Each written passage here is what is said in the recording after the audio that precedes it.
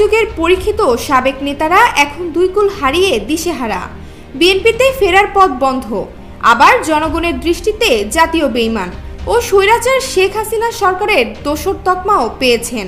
BNP নির্বাচনে না থাকার সুযোগ কাজে লাগাতে ভোটের মাঠে নতুন দল ও জোট গঠন করেছিলেন বিএনপির সাবেক হেভিওয়েট অন্তত 7 নেতা। এমপি হওয়ার স্বপ্ন দেখেছিলেন তারা, দুজন এমপিও হয়েছিলেন। কিন্তু সংসদ নির্বাচনের 7 মাস পরই ছাত্র জনতার আন্দোলনের সরকার পতনের পর দাপটে ওই 7 নেতা পড়েছেন মহাসংকটে। দীর্ঘদিনের রাজনীতির ক্যারিয়ারও ধ্বংসের মুখে। বিএনপির একাধিক নেতা বলছেন, শাহজাহান ওমর, সৈয়দ মোহাম্মদ ইব্রাহিম, শমশের মোবিন চৌধুরী, তৈমুর আলম খন্দকার সহ 7 জনেরই স্বপ্ন ছিল এমপি হওয়া। বিএনপির সব মহলেও তাদের আলাদা গ্রহণযোগ্যতা ছিল। হঠাৎ আওয়ামী লীগ সরকারের প্রলোভনে পড়ে ভোটে গিয়ে ভুল রাজনীতিতে জড়িয়ে পড়েন। সুজনের সম্পাদক বদিউল আলম মজুমদার বলেন, তারা এখন ভালো অবস্থানে নেই। কেউ কেউ তো দল বদল করেছেন, আবার কেউ কেউ নতুন দল গঠন করেছেন। তাদের রাজনীতির ভবিষ্যৎ এখন অন্ধকারের দিকে ধাবিত হতে পারে। তারা হয়তো দুই কুল হারাতে বসেছেন, তবে সময় সবকিছু বলে দেবে। বিএনপির সিনিয়র যুগ্ম মহাসচিব রুহুল কবির রিজভী বলেন, হাইকমান্ডের পরবর্তী নির্দেশ না দেওয়া পর্যন্ত বিএনপিতে কোনো রাজনৈতিক দলের নেতাকর্মী বা অরাজনৈতিক ব্যক্তিদের যোগদানের সুযোগ নেই। বহিষ্কৃতদের দলে ফেরানোর ব্যাপারে এ মুহূর্তে কোনো আলোচনা নেই। দীর্ঘ ৪৫ বছরের বিএনপির রাজনীতির ইতি টেনে গত বছরের ৩০ নভেম্বর আওয়ামী লীগে যোগ দেন বিএনপির vice chairman barrister Shahjahan Omar Bir Uttom. ওই দিনই তাকে বহিষ্কার করে বিএনপি। তিনি বলেন, আমি আর দল ত্যাগ করব না, বুঝে শুনে আওয়ামী লীগেই যোগ দিয়েছি। রাজনীতি করলে এখানেই থাকব। বঙ্গবন্ধুর নেতৃত্বে জিয়াউর রহমানের ডাকে মুক্তিযুদ্ধ করেছি। বিএনপি সহ বিভিন্ন রাজনৈতিক দলের নেতাদের সঙ্গে কথা হয়, তবে বিএনপিতে আর ফিরব না। সৈয়দ মোহাম্মদ ইব্রাহিম বলেন, দীর্ঘ 16 বছরের সম্পর্কের তুলনায় 7 মাস কিছুই নয়।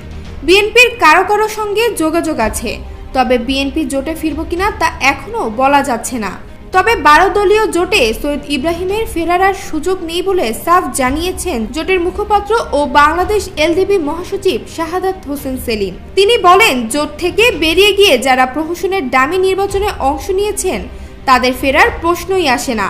জাতিসংঘে বেইমানি করার অভিযোগে এদের আইনের আওতায় আনতে হবে। দলীয় শৃঙ্খলা ভঙ্গের অভিযোগে 2020 সালে দল থেকে বহিষ্কৃত হন কিশোরগঞ্জ জেলা বিএনপির সভাপতি ও সাবেক এমপি মেজর অবসরপ্রাপ্ত আক্তারুজ্জামান রঞ্জন। তিনি বলেন, এবারের সরকার পতনের অভ্যুত্থান করেছে ছাত্ররা। 62 ও 69 আন্দোলন এবং 1971 সালের মুক্তিযুদ্ধে অংশ নিয়েছি।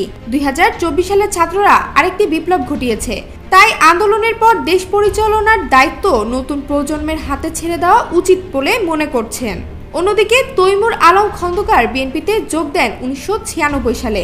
তিনি নারায়ণগঞ্জ জেলা বিএনপির সভাপতি ও মহানগরের নেতৃত্বে ছিলেন।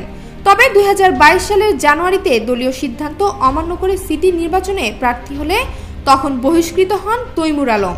তৈমুর আলম বলেন, বিএনপির হাইকমান্ড আমাকে কখনো আত্মপক্ষ সমর্থনের সুযোগও দেয়নি। শমশের মোবিন চৌধুরী বিএনপিতে যোগ দেন 2007 সালে। বিএনপি জোট সরকার আমলে যুক্তরাষ্ট্রের রাষ্ট্রদূতের দায়িত্ব পালন করা শমশের মোবিন বিএনপি থেকে পদত্যাগ করেন 2015 সালের 28 অক্টোবর। 3 বছর পর যোগ দেন বিকল্পধারা বাংলাদেশে। গত সংসদ নির্বাচনে সিলেট 6 আসন থেকে তৃণমূল বিএনপির শমশের মোবিন চৌধুরী অংশ নিয়ে জামানত হারিয়েছেন। তিনি বলেন, দেশের অর্থনীতি ও আইন শৃঙ্খলা পরিস্থিতি নিয়ে চিন্তিত জনগণ। ভোটের সময় বিএনপি বা অন্য কারো সঙ্গে জোট করা যাবে কিনা ভেবে দেখব। বিএনএম চেয়ারম্যান শাহ আবু জাফর বলেন, সরকার পতনের পর বিএনপির শীর্ষ পর্যায় থেকে কেউ যোগাযোগ করেনি, তবে নিচের সারির অনেকেই যোগাযোগ করেছেন। বিএনএমকে গুছিয়ে সামনের দিকে এগিয়ে যাওয়ার চেষ্টা করছি। আগামী নির্বাচন যদি জোটবদ্ধ হয় তাতে আমাদের কোনো অসুবিধা নেই। বিএনএম এর মহাসচিব আব্দুর রহমান বলেন, এখানেই আছি, কোথাও যাওয়ার ইচ্ছাও নেই।